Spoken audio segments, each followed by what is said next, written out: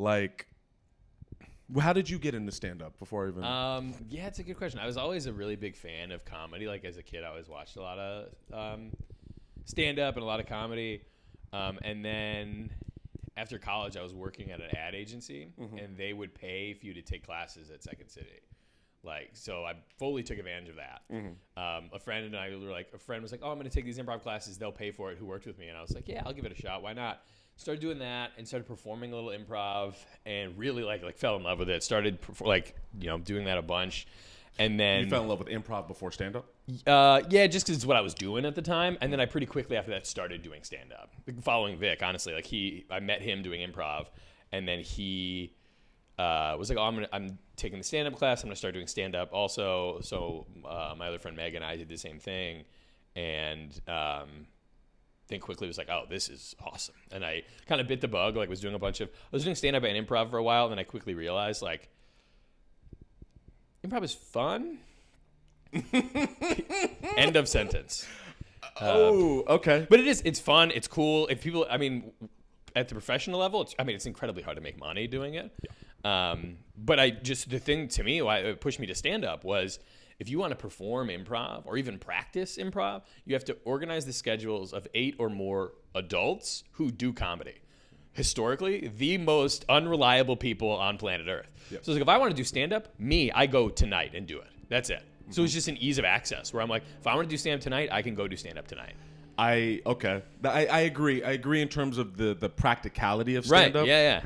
Now, let's say you had mind control powers and you could force your troupe to work the level that you wish to work. Yeah. Would you want to do that art more, or do you still prefer stand-up? I prefer stand-up. I think, especially now, I'm just so in it. I don't know why. I don't know if I particularly have a reason. Maybe it's just selfish, and I'm like, it's me the whole time, you know. I get and that. I think I'm better at it than I was at improv. Improv is just hard because you have to. It's more than you're not in control. It's more than one person. I apparently it turns out I like control and to be the center of attention. Who knew? You do seem like a guy who almost like a chess player. Do you play chess? No, recently I've been like I would love to learn chess. Have you seen Queen's Gambit? No. Oh, okay. Should I watch it? If you have that inkling to play chess, watch it and you'll go buy a chessboard after. Really? But then I don't want to be that guy who got into chess because of the fucking Netflix show. Because of Queen's Gambit. Right. Yeah. It's like being into stand-up because you watch Marvelous Mrs. Maisel. Exactly, yeah. So you took classes. Did you take stand-up classes? I took one. What the okay. I'm going to tell you my yes. feelings. And I would love that. I generally, Yeah. I'm working on being less judgmental. I think that however it takes you to get into stand-up, by all means. That's a good philosophy. I think that a class feels like a scam. Yeah. Because there are things that are fundamental about comedy. Yeah. There is structure, but you could kind of sit down with anyone with any sort of social awareness or timing. If you sit down and say, okay, setups, punchlines, beats. Figure it out. Yeah, and then you just go fucking figure it out. Yeah. Classes feel a little predatory to me. Yeah, I certainly think there's an element of it that is, especially like Second City, anything you'll pay for, they'll do a class in. They would teach a cooking class if people would go, you know? Right. But I think you're right. Any way you get into it, there's different things that are good for different people. There's a lot of comedians that are like similar to you, but probably even more fired up about adamantly like classes are dumb.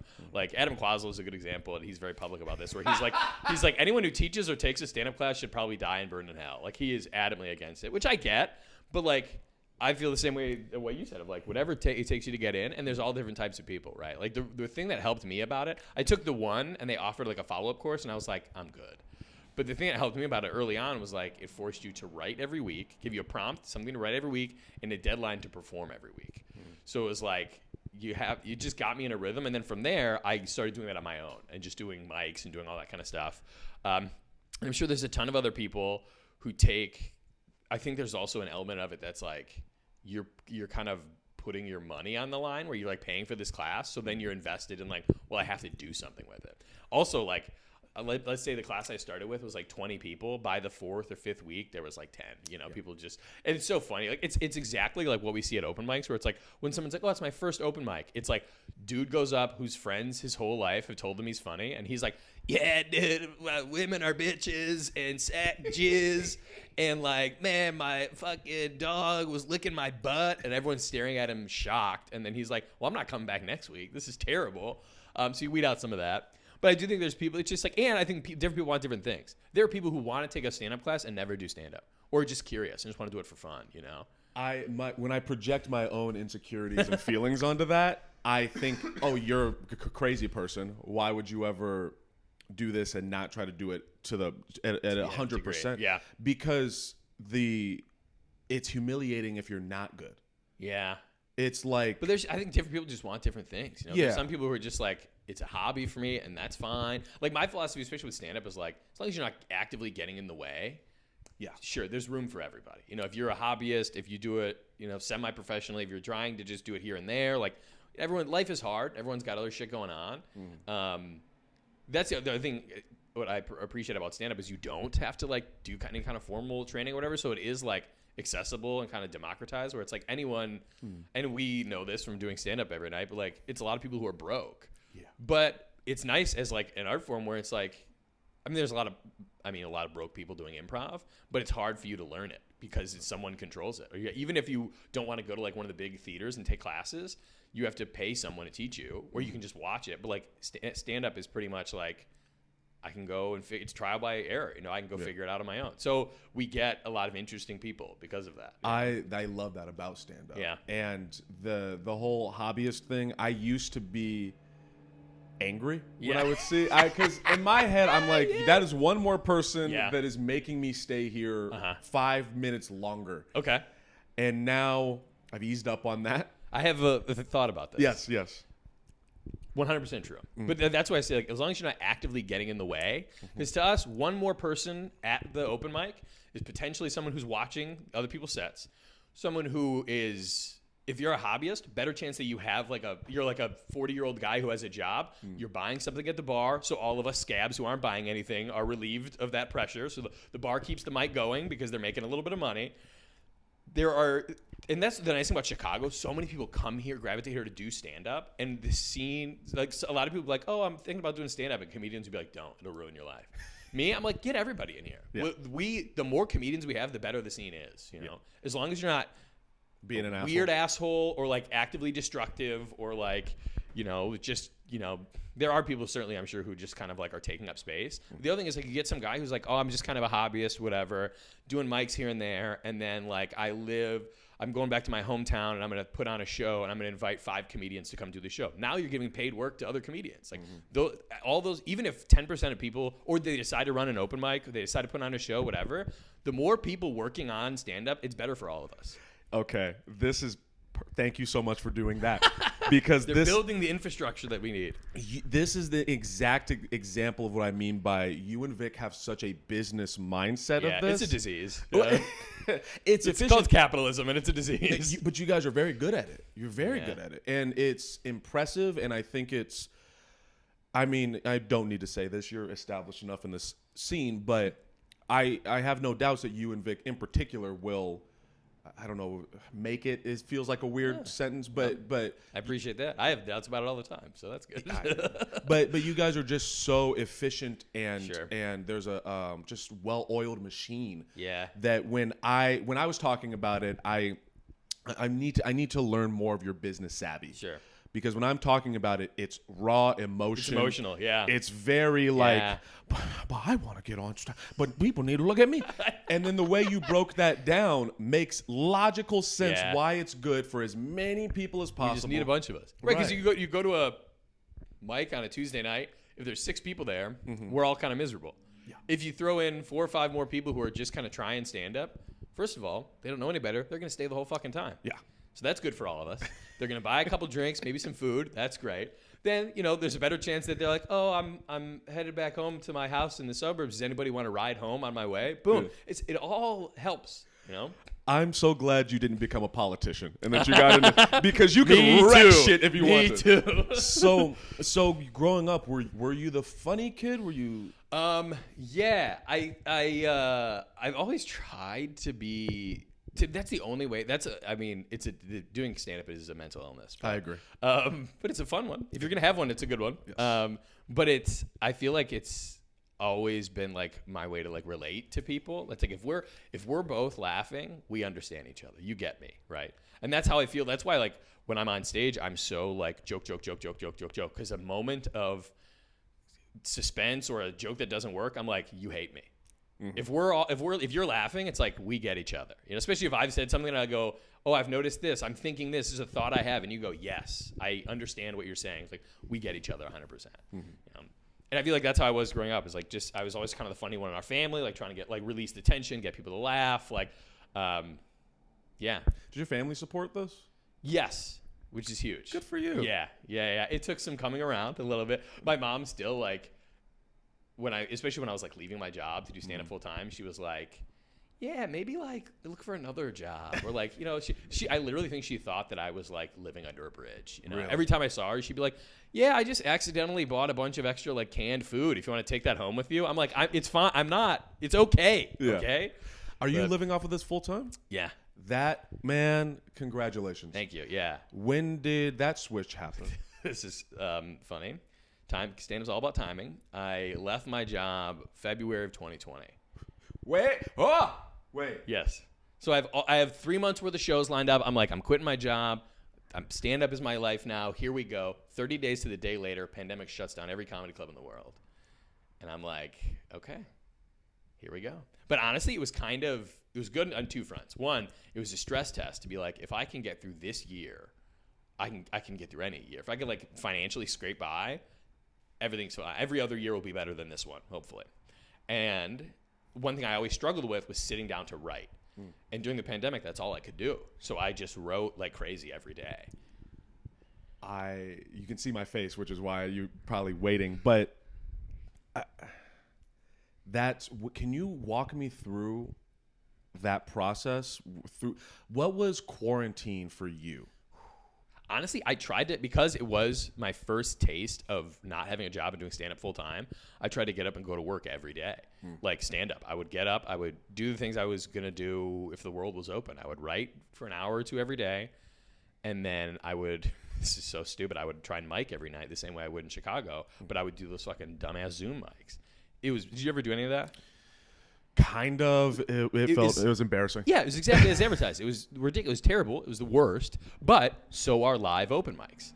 Yeah. And it's the way I would describe it at the time. Looking back on it, it's crazy that I did this so much. But at the time, I described like Zoom comedy or Zoom open mics is to comedy what methadone is to heroin. It's not the real thing, but it'll get you by. Okay, I get you. So I would, and honestly, I do think it helped me from a like truly like workshopping perspective, where I would write all day and go, I just need to work this stuff out. You go into some dumbass Zoom mic, but you can read your notes. They're right in front of you off like a teleprompter. So I'm getting to like, if I wanted to do stuff like in a live show or mic, it's me writing down a couple of things and remembering a few of them and going, oh, I forgot this. I got to try that again at the next mic. And then I got to drive across town and do that. I can at night do 3 mics and remember everything I wanted to say, take notes in between, boom, boom, boom, boom, boom. And then stuff about 6 months into the year or into the pandemic, stuff starts to reopen a little bit. There's outdoor shows. There's some like, distance shows, stuff like that. And I'm coming out of the gate with a bunch of new stuff and just trying new. So I was just like nose to the grindstone the whole time. And it was a fucking strange time in the world for everybody. And most people like just kind of had to stop doing comedy or stop thinking about it. Or it was a tough time to like be focusing on that. And I feel like if you stopped in that year, you lost kind of 2 years because you were like having to start over again. Because I was able to keep going, I feel like I gained 2 years. Yeah, I got the same thing for Vic. I'm going to send you his episode. Yeah, I was going to say, I have to listen to this. I think you would. I should have listened to it before. Make sure I'm not saying the same shit. No, that's whatever. Turns out we're the same guy. Well, you guys just have a synergy about yourselves. Sure. I heard about Meg, and I actually met her at the Laugh Factory. Nice, yeah. Last night. Yeah, she's in town, yeah. She seems very nice. She's great, yeah. Funnier than anybody. It's just so frustrating. I didn't get to sit down and talk with her. I would have loved to. But at least knowing you and Vic, there's just a business sense that I really am impressed by. And I guess my next, what does it feel like to be a working comic? So many things. A lot of stress. a lot of anxiety, but I think those things are inherent anyway. Recently I've been trying to remind myself a lot, like, this is it. I've already made it. This is what I always wanted. I got to look around and be like, oh yeah, this is incredible. I love this. I'm so lucky. How have you? Okay, I'm gonna this will be a fun game. Okay. I'm going to guess how, based off of my knowledge of you and what Vic has said, how you have made a living off of this so far. Okay. Because I know you're not. I imagine you don't have a big enough following to just stroll into the Laugh Factory and it gets filled and we all want to see Tyler. Not a chance. Okay, so, it sounds like, if I understand correctly, you and Vic have set up a bunch of shows where there is inherent income coming in. So, like, Vic doesn't need to go to the Comedy Clubhouse, but there is income coming in from those shows. Is it making any sense? Yeah, yes and no. Okay. Not really. So early on, we started producing shows because we weren't getting booked. So we were like, we just want to perform. We invite all our friends, whatever. And through doing that for years and years and years, we kind of learned how to, like, what you need to put on a successful show. So now when we find someone or people reach out to us because, we've run other shows or, a bar, someone who manages one bar moves to another bar and they go, hey, you guys worked with us. Can we do another show? Whatever. When we see an opportunity like that, we know all the things we need. We need a separate room. We need lighting. We need what day of the week. We know what the price should be depending on what day of the week it is, all that kind of stuff. So then we just try and keep them going. But the way that it kind of works is like the first couple, him or I or both of us will do it. And then we get paid because we were there doing the show. And then we just try and keep them going where we'll like send other comedians to go do the show. But we don't really take a cut, or we take a small amount to help keep like the business side going, like to put up ads and stuff like that. But basically we're just giving the money to all the comics, but that way it keeps the show going. So 6 months later, when I have a free Saturday, I can go do it again, or he can go do it again. And we just want to be able to give work to all our friends. There's a bunch of comedians who are good and need that kind of stuff. And it builds this kind of like goodwill of like, oh yeah, we can kind of help people out, and then when they have something, they'll hit us up, and it kind of works both ways, Yes. This is turn? Okay. Who is your top 5 comics? Who's your inspirations comedically? Ooh. I love Mike Birbiglia. Do you know him at all? Yeah. Yeah, I like him a lot because I don't know if we need an explanation, but now everyone kind of knows him for like his storytelling shows and his long like one-man show type of stuff, but he started out just being a really, really good comic. His first album, Two Drink Mike, is just some of the best like set-up punchline stand-up comedy. And to me, that was the foundation for everything he's done since. He's like, you learn how to tell a really good joke, you can do whatever you want with it. And I think his shows, for being this kind of one-man theatrical thing, they're super funny. They're punchline dense. Like, he knows how to tell a joke, which I appreciate. So I really like him. From there, I don't know, man. I love Brian Regan. He was like first comedian I ever listened to as a kid. Yeah. So you're a structure guy. Yeah, I think so. And just like Joe, like what I said before, like if you're not laughing, I think you hate me. Right. So I'm like, every 40 seconds there better be a joke. Have you ever? That's so funny, man. Because I really been enjoying getting to know comics that approach this so different than I do. Yeah. And do you know? What the fuck is his name? He has an HBO special. It was directed by Gerard Carmichael. There's literally no audience. Drew Michael. Drew Michael. That is my shit. That is my realm. Yeah. So when you say like, if they're not laughing, they hate you. In my head, don't get me wrong. I do know when a joke doesn't land. Yeah. They're not upset, and they're upset with me. But in my head, if they're not laughing but they're engaged, paying attention, and they're paying attention, there's something so special to me Totally. about that. Do you ever dabble in that, or is it joke? Yeah, it's more even like I've noticed that too. Like I feel the same. I'm trying to get better about that. But like as long as they're quiet and they're listening, you can build up some tension and relieve it with a joke. That's fine. But I still get uncomfortable if I have a setup that's too long. I'm like, I gotta find something halfway. I gotta give them. To me, it's like it's such a sickness, but I'm like, you're giving me your attention. I need to give you something in return. It's like a little sugar with the medicine. Yeah. I got to give you something thanks for being here. Here's a little joke along the way. Okay. Speaking of Drew Michael, this was a couple weeks ago. It was probably like a Tuesday night. I was somewhere doing a show or another mic, and I was going to run over to Lodge and try and catch the end of like the 9 o'clock mic on Tuesday. And I go in the small room where the mic usually is, and I didn't know Drew Michael's in town, like running some big special or something he's about to do. I walk in at the worst possible time. I walk in, it's dead silent. I walk in the back of the room, and he's on stage, like clearly kind of towards the end of the show, like he does, like kind of pontificating about like loss or death or something. And he's like, yeah, it's just, and it's dead silent. And I walk in, and I'm like, oh no. Like, I've, first of all, disrupted this moment, but also I'm like, I can't turn around and leave. So now I'm stuck there, and I'm like, oh, no, please nobody look at me. Like, I was like, I was so mortified. And I was like, and to be in that situation, I'm like, I'm here for the open mic. Like, so thank God someone got up to go to the bathroom. I snuck out, and I was like, I didn't even look at one. Ran right out the door, and I was like, I'll never come back here again. I'm sorry. It's funny though. Stand-up is humbling. Yeah. It will.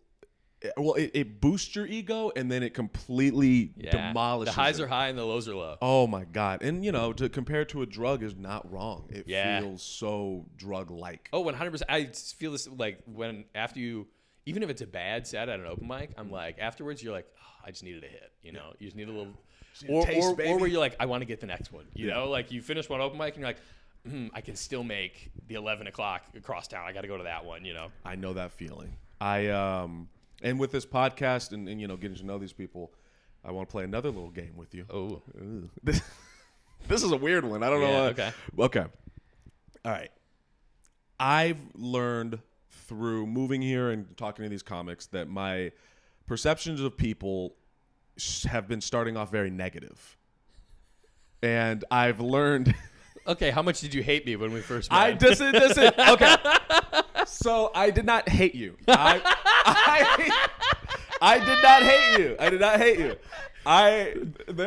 There were people where I first saw them and I was like, I don't like this guy. Yeah. But I did not hate you. I was intimidated. Interesting. I was intimidated, and not on like a it's this business. I know I keep going back to it. Yeah. But it was like, it felt like you were the CEO of a company. Like when I first got to Chicago, are you from here? Suburbs. Okay. Yeah. Okay. When I first, I don't know. I'm from California, and it's been a year. Yada. You've only been here a year? Yeah, I was coming up on I think. That's awesome. About August. I feel like I remember the first time we met, and it was probably around the time it was last summer. It was around the time you moved here. Because I remember at the Laugh Factory, and you were talking about being an ASL interpreter. Yeah. And it was so interesting. That's right. Yeah. We had like a 20-minute conversation about it. Yeah. That's right. It was fascinating. I'll get into that if you want, but my first memory of you was at Surge. Oh, yeah? And I feel like you were in a suit. I'm sure I wasn't, but it's funny that's how you remember. I remember you very well dressed. You and Vic, both of you guys have this mafioso dress style. That's so funny because I know what you're saying looking at it from the outside, but it's not necessarily on purpose. I'm sure we were probably coming from I would never dress up to go to that open mic. Right. I'm not that sick in the head. I'm sure we were probably coming from somewhere else or something. But that's so funny that we're like good fellas. Like, what? You here for the open mic, huh? 100%. I feel like Meg is the Joe Pesci, and I just haven't. They're the same height. It's perfect. But you just seemed like you were of importance. Interesting. And I remember coming to Chicago and I had all of these perceptions and assumptions. Sure. And some of them were spot on, and some of them were so off. But the main one that I realized was off was like, at least to my knowledge, there is no one king of the castle in Chicago. Yeah, and that's the nice thing I feel like about Chicago. Everyone's got their different circle. There isn't there's certainly other people that everyone kind of knows, but there's no one at the top. Right. Now, I heard, though, that there was more of a hierarchy pre-pandemic. Yeah, I think I would describe it that way. There certainly were, you kind of knew who were, the... Gatekeepers? Not even necessarily gatekeepers, but, the 10 or 12 working comics in the city. They're the same people at the Laugh Factory every night of the week. They were the producers and all the people doing CYSK and all that stuff. And now it just feels like it's kind of all over the place. There's a lot of people that it's they're popping on for spots at the Laugh Factory. They're getting spots at Lincoln Lodge. It seems like it's spread out more. It's decentralized, which is, I'm sure, good for everybody. Makes me happy. I'm glad I didn't come into this weird. Yeah, and it wasn't bad. It was just you kind of knew it was much more linear.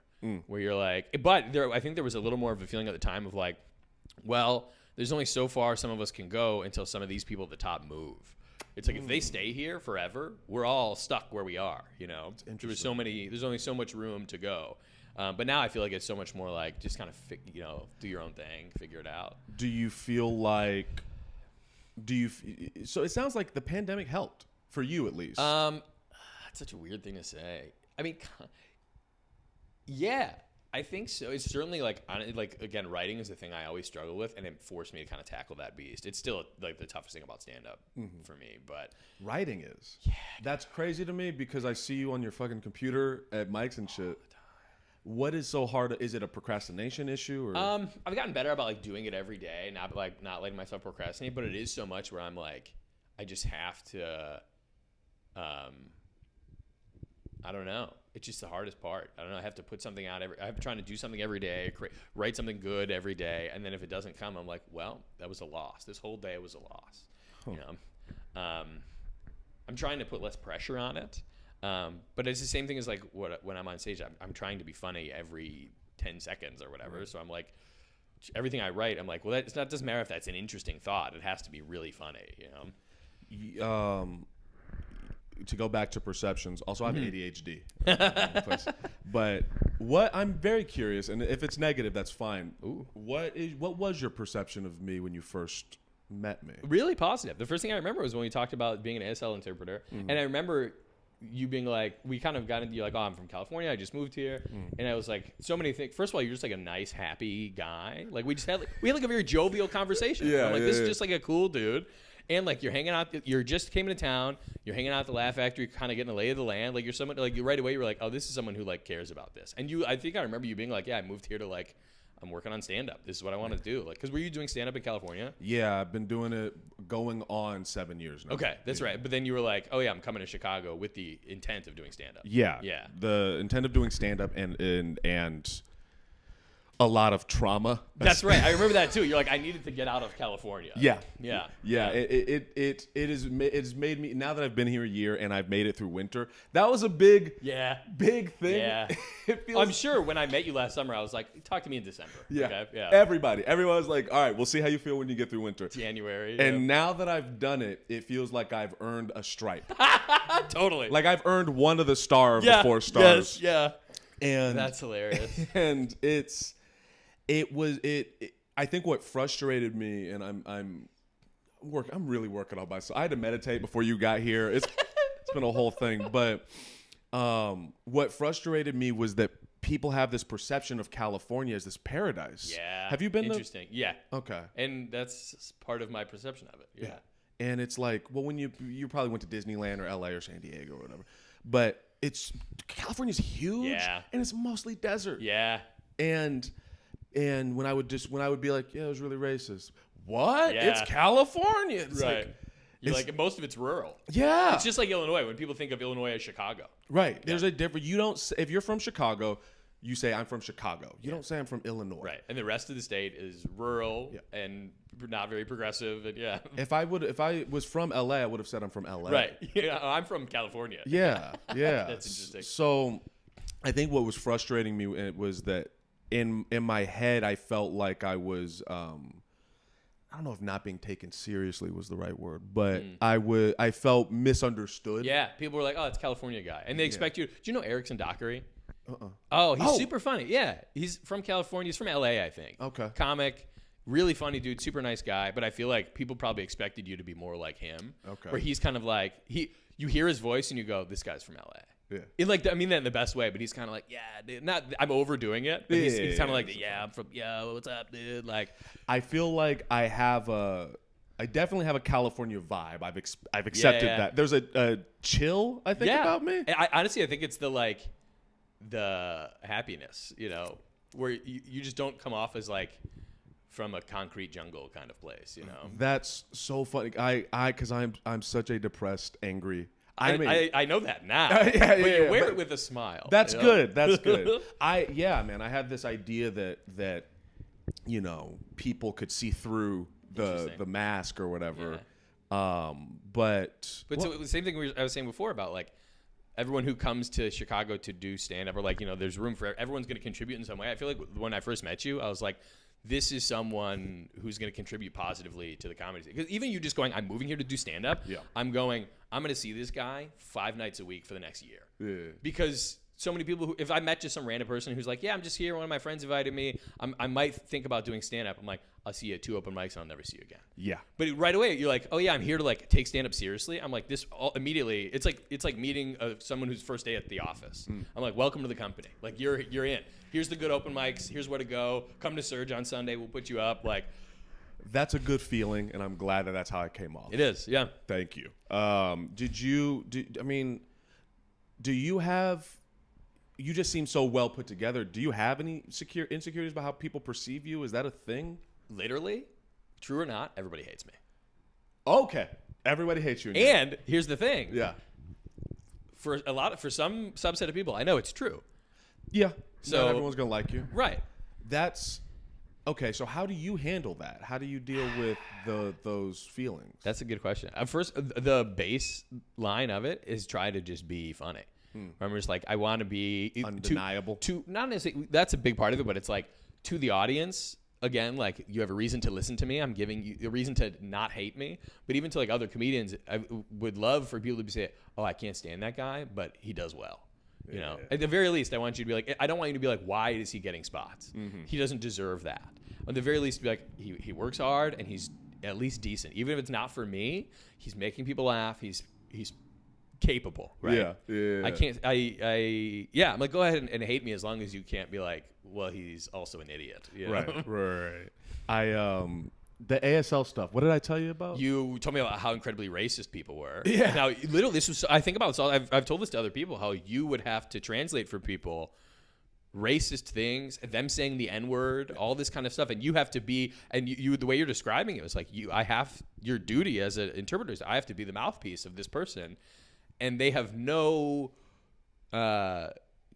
care for you as a person. They're like, you are literally an object to them. Yeah. And not even an aside to be like, hey, sorry, I'm saying this, and then say it. They're just like, go ahead and tell them what I said. This is not a safe school for you because there's black people here. Yeah. I'm going to go on the soapbox real quick. Yeah. But it's so bad. I believe it. I remember you being like, you looked like PTSD. Yeah, I do. I do think I have some PTSD. Did I tell you about the pedophilia? Yes, I forgot about this. Yeah. Oh, yeah. Yeah. Oh, what did yes. If I remember it correctly, it was like some institutions for deaf people, there would be. You want me to break it down? Yeah, go ahead. You'll do it better than me. Yeah. So here's this deaf pipeline, if you will. 2 hearing people have a deaf child, right? Whether from illness, genetics, whatever it is, they do not learn sign language. Which baseline crazy. Please speak more before I start screaming. I want to go the rest of my life without directly communicating with my own child. It's insane. Because there also are, correct me if I'm wrong, parents who have 2 hearing parents have a deaf child and immediately go, I need to learn sign language. Yes, and I have the utmost respect for them because I'm not even exaggerating. 80 to 90% of parents don't do it. They will not. That blows my mind. To me, that's like baseline. Yeah. Like, I agree with you. Like, I have respect for those people, but that's also like, yeah, that's what you have to do. Yeah, you're a fucking parent. But the other people, is it just they're going to go, we're going to use an interpreter 24/7 all the time the rest of our lives? They do a few things. Okay. They'll do home signs, which fucking infuriates me. Which is what? They make up their own? Mm-hmm. So a home sign is where in the house. Right. We all understand this means kitchen. Yeah. Kitchen, whatever it is. But that's not actually sign language for kitchen. No. So when the kid goes anywhere else, they have to go kitchen in a different way. You're essentially, do you have children? No. Okay. Thank you for asking. Good. But I did get wished Happy Father's Day a lot this year. And I was like, thanks. You just have dad energy. I do. That's the vibe I give off. Was I saying kids? Okay, so it is the equivalent, and I'm not exaggerating. Yeah. Is the equivalent of having a child and saying goo goo gaga. Yeah. Means kitchen. Yeah. And then they go out into the world with goo goo gaga and don't. It's not even like they're bilingual. It's like that language only works with these 4 people. Yes, in the world. Household. Yeah. Mm-hmm. So they'll do that. I can't believe that. Yeah, I couldn't It's believe so destructive. Yeah. Okay. So that's one thing. That was one thing, and then they'll send them to a deaf school, right? Which I'm more in favor for. At least let them. At least if you're going to be destructive in their life, at least free them of that. Yes. But so the deaf school, then they send them away. Oh yeah. But what do they do that till they're 18? And they go, basically, we're not going to raise you? Or like, when do the parents interact with them at that point? Weekends. So the kid will come back on the weekends, and that's assuming you live close enough to a deaf school. But then let's say they come back on the weekends. How do they fucking talk to them? They don't. Hey, how was school? They just sit in silence? They sit in silence. They point at things. It is a nightmare. But even so there's so much about this. Yeah. But one, there's twofold of like, right, the practical aspect of like, I need a glass of water. I want, what time is it? All that kind of stuff. But then the like conversing. Mm-hmm. How are you? What's going on? How's school? Do you have friends? There's none of that? None of that. It angers me to nearly the point of tears. It is disturbing. Really? If I was one of these kids, I'd jump off the top of the building. Well, that's the other thing is you only know what you know. Yeah. What is that? The cave analogy? Yeah, where right. Someone in a cave their whole life, when they step outside, and so there's even more layers to it. But so they won't learn sign language, and then and I don't know exactly cognitively how it works, but at a certain point, if you don't have a language, you lose the ability to develop like higher concept thoughts. So you don't know how to express yourself. Right. Yeah. You can learn sign language. This is what usually happens. A kid will be about 10, 11, 12, 13. Then they'll meet another deaf kid finally. And they've been deaf their whole life. Yes. Okay. And then that deaf kid will teach them sign language. And it's like, thank God that happens at some point. But, so that kid no longer has the ability to process concepts that aren't tangible. Right. So like they know door, kitchen, bathroom. Yeah, but they don't know I'm feeling anxious. It's hard to describe. Yeah. Dude, talking to it then you're right. So then you're in the middle of all this talking to these kids. Yeah. I think the rest of this episode is going to be about sign language. I know, I got you going. Okay. There's so much. This really? Yeah. There's like a movie or a show in here somewhere. Yeah. Yes, there should be. Especially the like your experience in the middle of it as like the object of all of this and watch it. It's fascinating. It's crazy. Okay, here, because there's so many ways to break this down. Do you want the family dynamic, the school dynamic, deaf school dynamic? So we got prisons prisons. So of the options we got, they don't learn sign language. They send their kid to a deaf school. Huh? Are there others? They learn sign language and are reasonable people. The reasonable thing to do. I can't imagine. It truly feels like child abuse. Like if you all spoke English and they were a hearing child and you go, we're not going to talk to them. Yeah. They'd be taken away. Yes. You'd be institutionalized. It is child abuse. Yeah. It is that to a T. It's fucking child abuse because you're locking a person in their own mind. 100%. And to go, we're going to talk to our other kids. Yes. And our neighbors and everyone else, and we're not going to speak to this one kid. And what it is people don't. I had material about this that I've stopped doing, and I need to work myself out. I feel like I remember you saying that as well. Yeah. Mm-hmm. I need to work myself out because I get sincerely angry. You're getting fired up right now. Yeah. I have this weird like. How long did you do that? The ASL sign language or interpreting? I'm doing it now. I had to get back into it because substitute teaching doesn't pay enough. Because it pays. Yeah. But so total, how long have you been doing it? Started teaching myself when I was 19, and I'm 31 now. Wow. So like probably 10 years of a little over 10 years. Wow. And you've seen a lot. Yeah. So the abuse thing. Yeah. You're saying like they're at a deaf school. Okay. Someone will abuse someone because they know no one can hear them scream, essentially. Yeah, essentially. And then the person who was abused turns around and becomes the abuser. Yes. So a lot of most interpreters are older white women, which I also have. My favorite kind. Yeah, they're the best. I also have gripes there. I wonder why that is. Because, so historically, interpreting as a profession is very new. It started, I think, in the late 80s, early 90s. Okay. Prior to that, it was family. Your family, friends that you knew, communities. Yeah. And the segregation. So you have segregated communities, and then interpreting is, at least in the past, was perceived as feminine. In the same way that teaching is perceived as feminine. You were an aid of some kind, domestic worker. You have segregation, so Black, Mexican, Asian people can't kind of move up. If you have a deaf brother but you're Black, in the 70s or whatever, you're not going to be able to build a business. Right. But if you're white and you have a deaf brother or sister, mom or dad, they just had the opportunity to build. Right. So you learn it to communicate with your family member, and then you use that skill to help other people. Okay. And make money off it. And so they were the forefront of creating most of this And industry. they still are the backbone of the industry because of that. White women, yeah. And I have issues with them as well. I believe that. But I'm sorry, I'm going all over the place. No, this is so interesting. And so again, with this pattern of abuse, not only can physically people can't necessarily hear them because you're in a building full of deaf people. That's right. They also aren't apt communicators, so they can't go, this is what happened to me. This isn't right, because they don't know. Yes. So kid. Okay. So basically, here's an example. Yeah. Kid, no language, goes to deaf school. Will learn language, whatever. Comes back home, gets molested by somebody. Oh, at home. At home. Yeah. Usually that'll happen at home. Because the deaf. They're vulnerable. Pure vulnerability. Yeah. So uncle molests them. If it's a girl, generally speaking, they don't start molesting other people. That's a gender thing. Interesting. That's an interesting psychological thing. Yeah. Women tend to become more nurturing, and they become more men lash out. Yeah, and men lash out.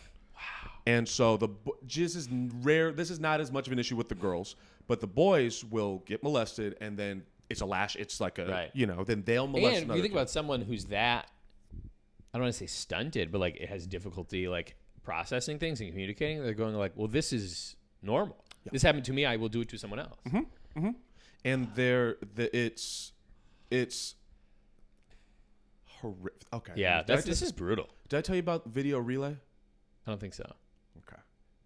Okay. Get ready. Okay. So I used to be a video relay interpreter, and I actually intend on getting back to that because of money. Right.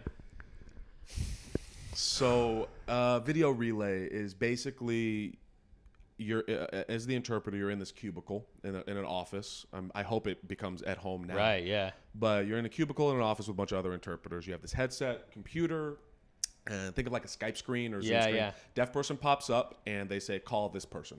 Oh, you're making a phone call for them. Making a phone call. And hearing person can call them too. And you're the middleman of a phone call. It's for them to make phone calls. Yep. But you think FaceTime would kind of bypass that a little bit? Well, you can't FaceTime Chase Bank. Right. Or FaceTime people who don't know ASL. Right.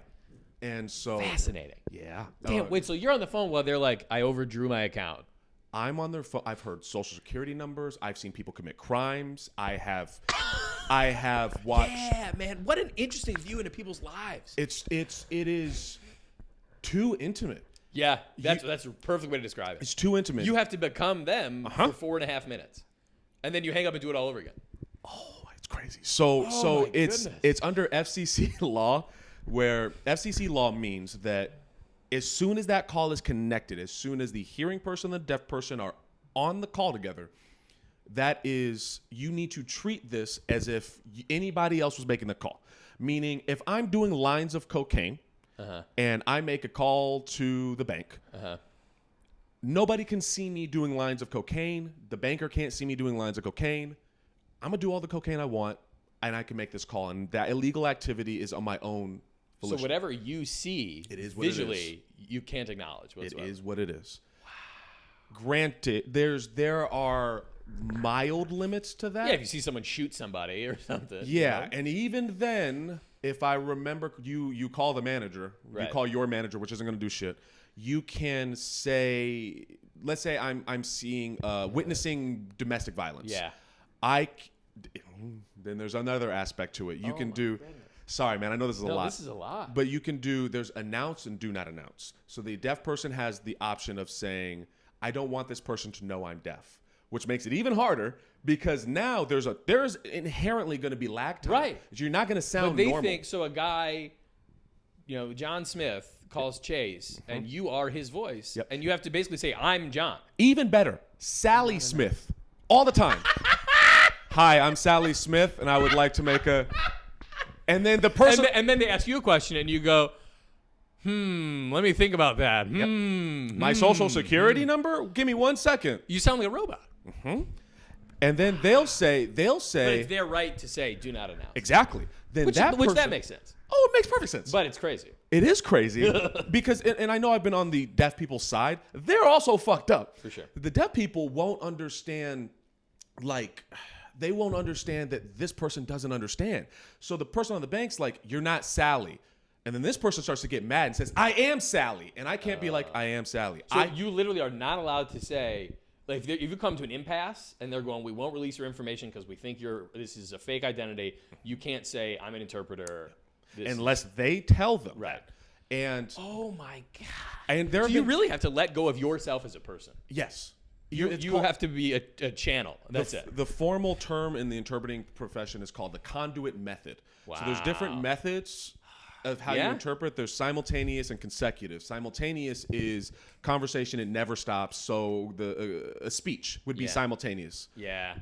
Consecutive would be if I'm in a doctor's visit, it's a little more. Yeah. If I want to say, hold on, let me make sure I have this correctly. Right. So you talk to them, then you repeat to them, you talk to them. Wow.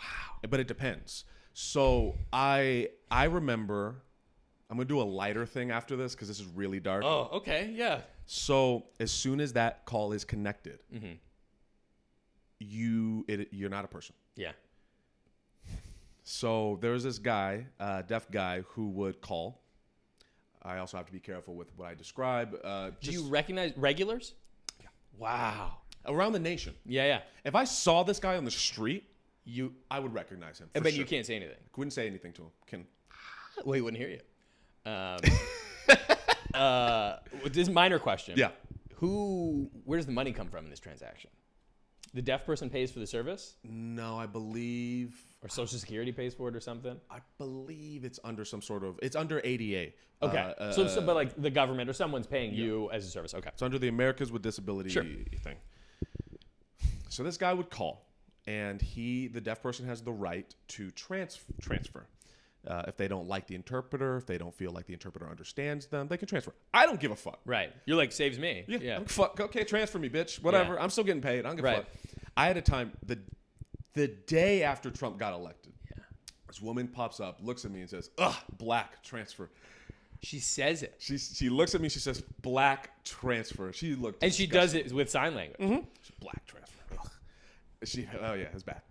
It's bad. So there's something so wild about that she knows she has to do the sign. Yeah. All she could do is just not do it. She could not tell me that her issue with me is that I'm black. Yes. She could very easily. She chose to tell you that. Mm-hmm. Yep. Man. But, and I know this is going to sound silly, but in defense of her and that type of mentality, you are stripped from you don't have a voice. Right. And so what do I want to sound like? Anytime we want to express ourselves out in the world, we can do that. Yeah. And it's one of those things where you're like, it's hurtful, but it's hurtful to everybody. You get how it's tough for them, it's tough for you. Did you ever experience a black deaf person going, thank God? Yeah. I bet. Yeah. I've had black deaf people get very excited. I bet. There's not many male interpreters. There's not many black male interpreters. Yeah. There's definitely not many black heterosexual male interpreters. I imagine they would be like, hang up the call, let's talk. You and I, you know? Yeah. I've heard some stories. There have been issues with deaf black men being shot by the cops because they're not being able to. Right, they can't communicate. It's a mess. So this guy comes up. He transfers to me every day. I think it would be around. There was a time too. It was around like 11 or 12 every day. Because he was attracted to black men. He was a gay man. And the reason I know that is because he would the same call every day to the same porn company every day, to the point where I had a script. He didn't have do not announce. So I would say, this is interpreter number, yada, yada, you're getting a call. And to the point where the person's like, I know, what does he want? Every day. I worked here for 2 years. Every day, same What thing. Does he want? Every day he would complain about his porn. And he would show me, and this is how I knew he was attracted to black men. He would show me his phone where it had hulking black dudes in this like porn set at a gym, and they're all oily and they're fucking each other in the ass. Right. And so he's like, it's pausing, it's not working. It's like a technical issue. Yeah, but it's not. His internet's shitty. Right. But he's not getting that. And so oh my god, every day they're like, it's his internet. It's because of his internet. and you have to be like, it's because of your internet. And he's like, say that slower and look me in the eyes. Yeah. And then this went on for months and months and months and months. And then one day, no. Then he started switching it up. I remember this. Then he started calling a Mormon company, a Mormon church in a completely different state. Naturally. And he wanted like videos about Jesus or something. I don't know. You saved. Then one day he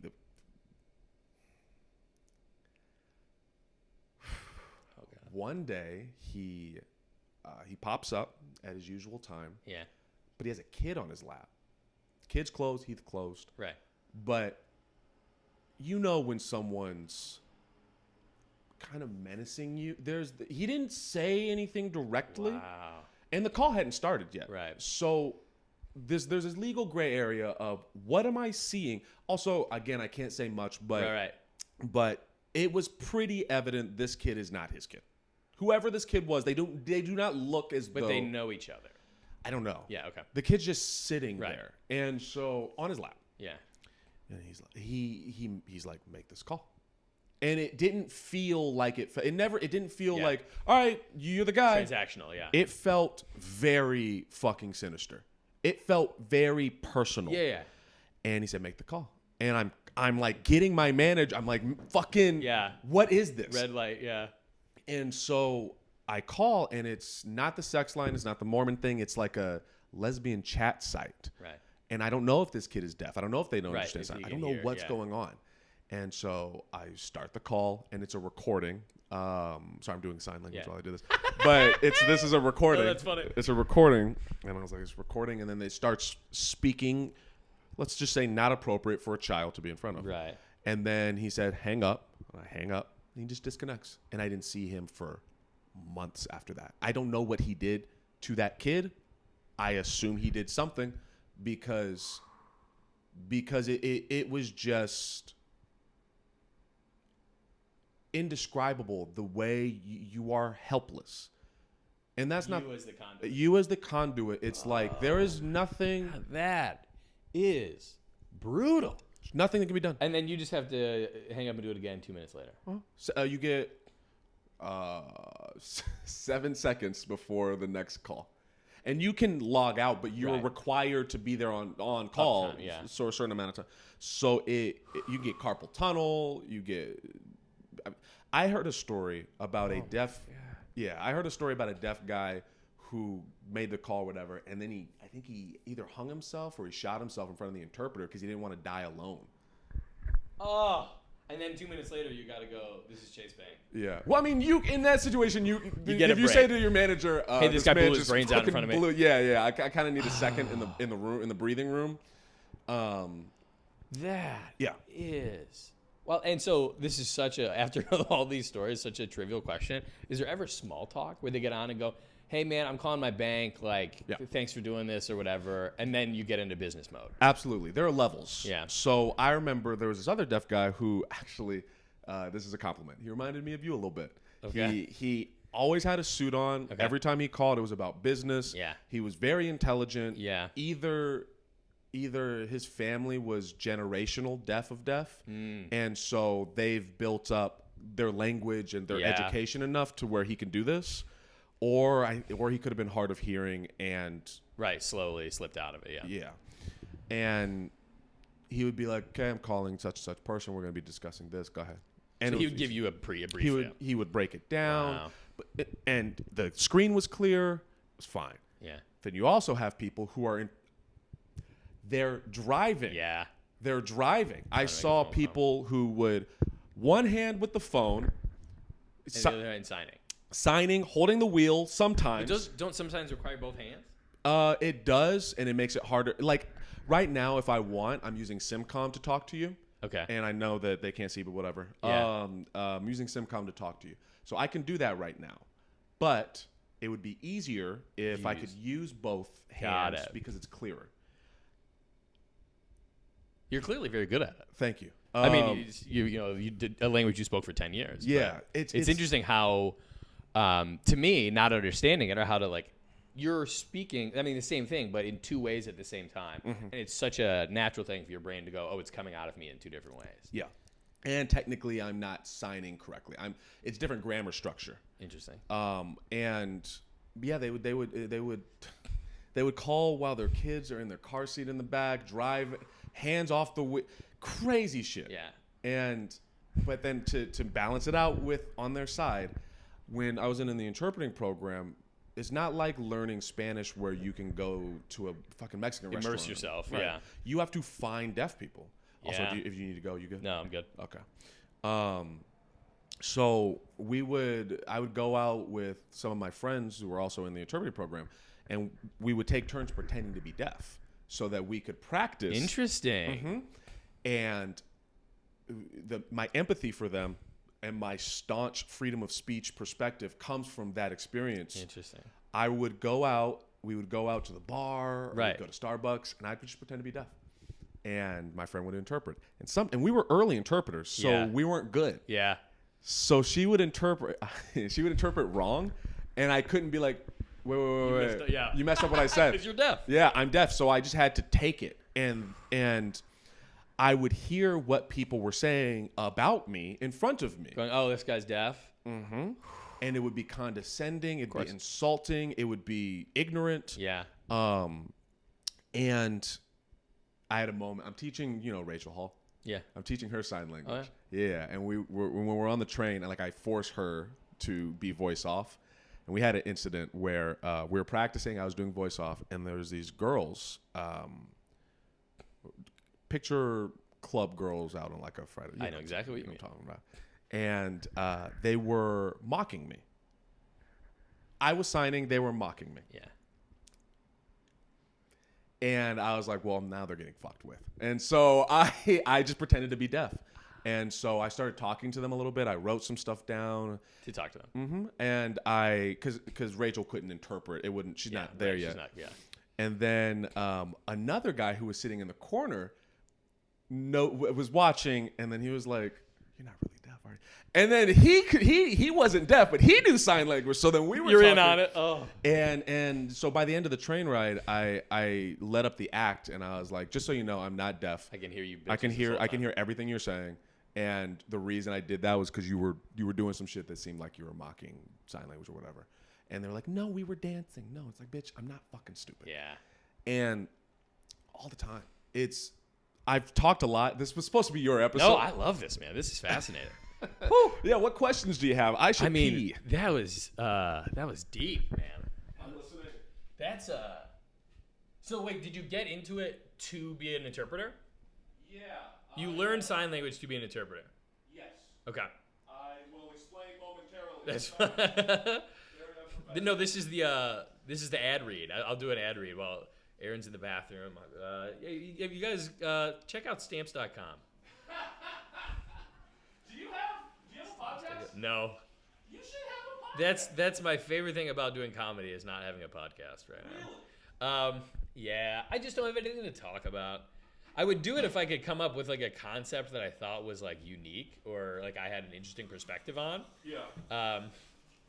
But at the moment, that's not the case. I don't want to just be like a guy who's talking. There's enough of those, like where it's like three friends being like, "Yeah, man, it's just three guys telling it like it is. We're just riffing and being funny." I'm like, "There's enough of that. You're not interesting enough." I agree 100%, and that's why I want this podcast to feel different. Totally. And I hope it does. I hope it is, and it is like it's much more personal, and it's just like, yeah.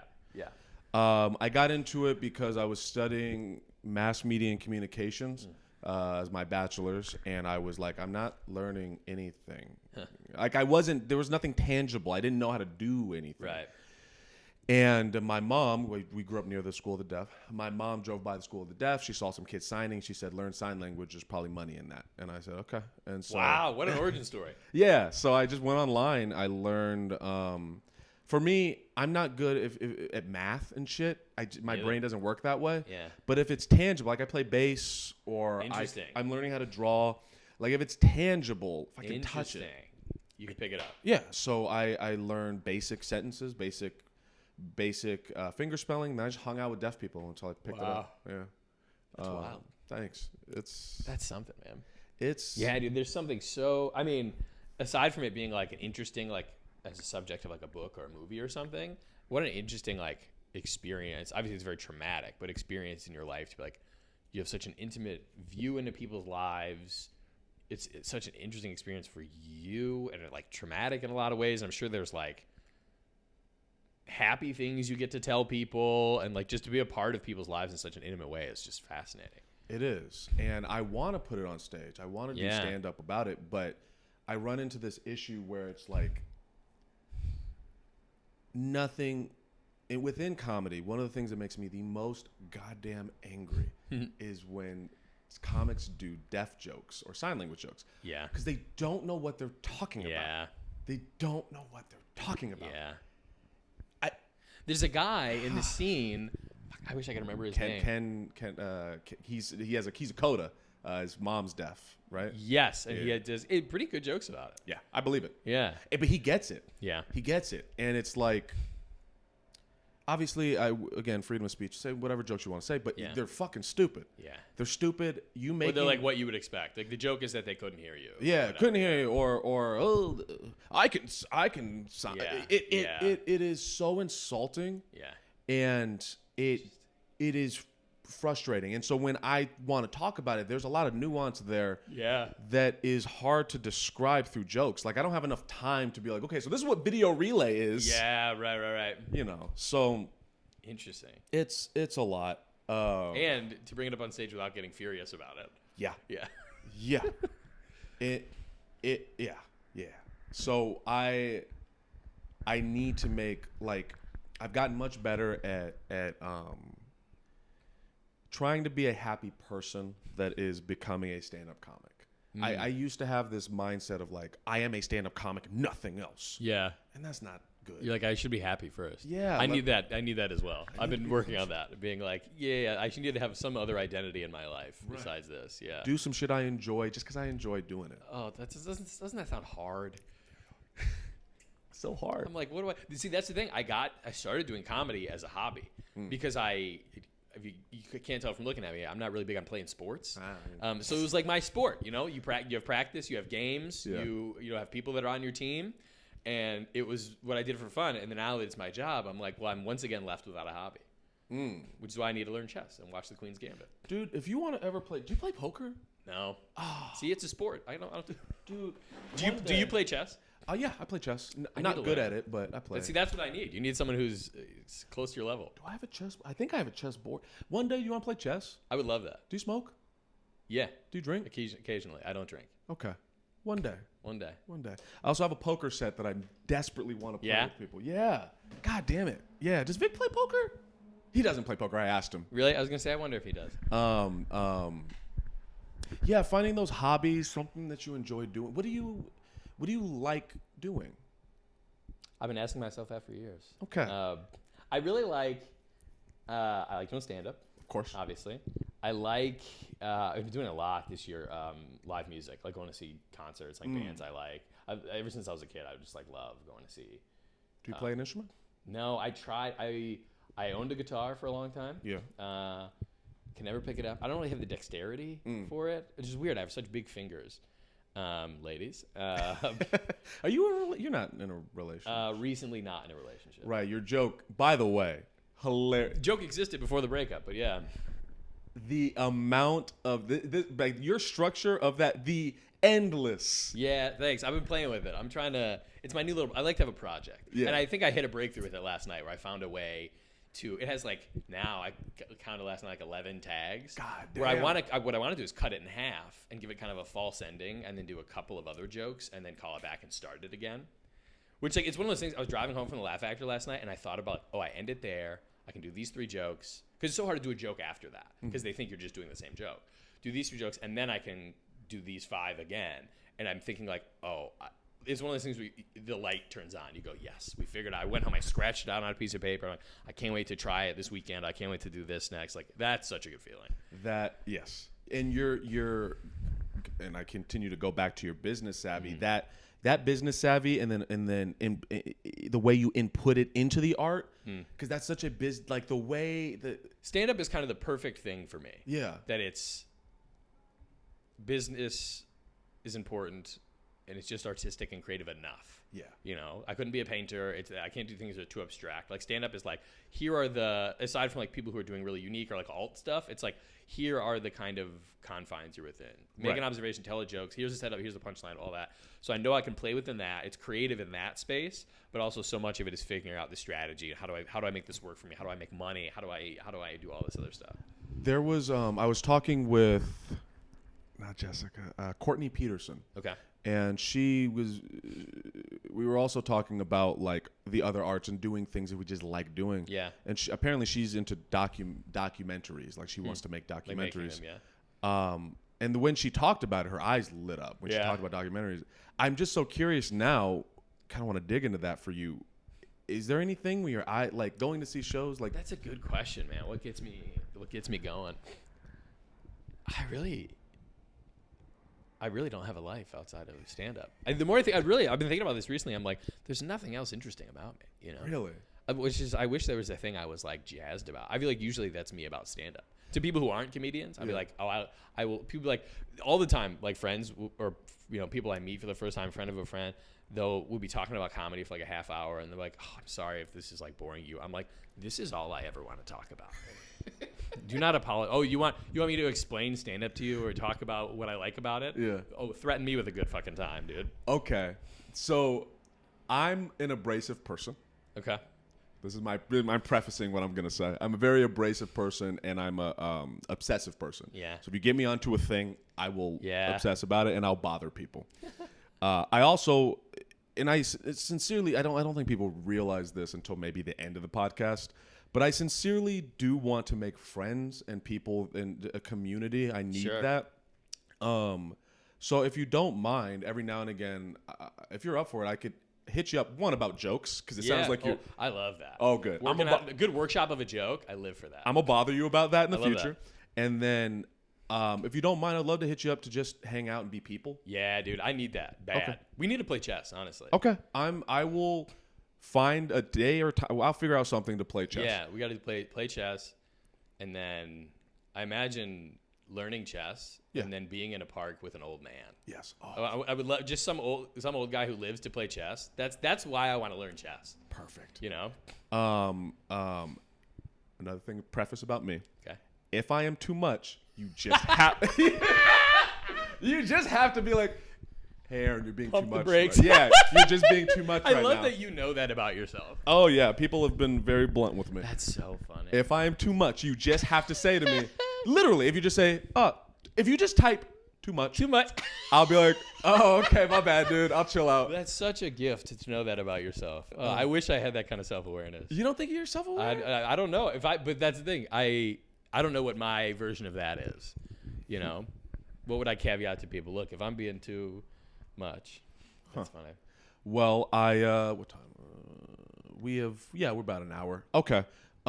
This has been positive. This has been great. Good. You want to do the creepy picture? Let's do it. Yeah. Okay. Do we talk about it while we do it, or do we? Just no. We'll hang up. Okay. And then we'll take the creepy picture. All right. All right.